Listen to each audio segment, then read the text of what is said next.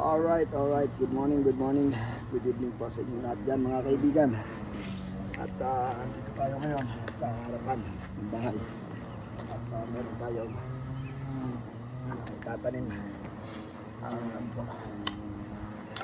tatanim natin ay tomato. Tomato po ang tatanim natin.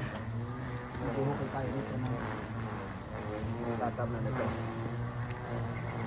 Ito po yung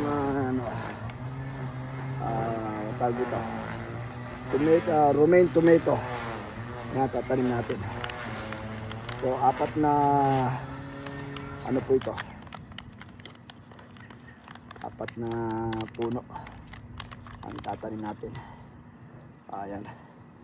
So ang pagtatanim ng tomato, pinakamaganda raw, alam ko nung nasa Pilipinas ako, tatanim ako ng tomato o any pinakamaganda mga hapon ang ating itatanim. Pinakamaganda raw po yun, sinasabi nila.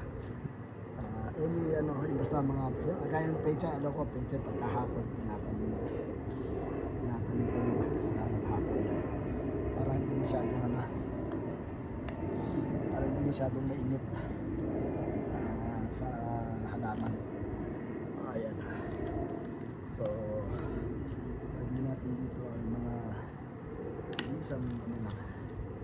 isang feet ang layo para malayo pa tayong maitanim dito.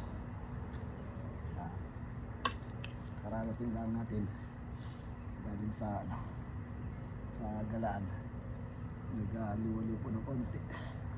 At bukas Lunes na at long weekend po ngayon. So muna tayo, nag-aliw-aliw mga kaibigan. Yan, kailangan mag-relax muna tayo at paano. Ayan, pinasarol ko to kanina. Ayan,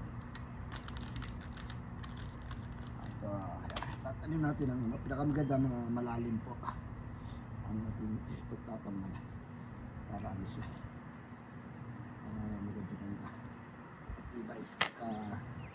Malalim po yung ugat, dapat malalim. So yun po. Okay mga kaibigan, thank you for watching. Salamat po sa inyo. Bye bye.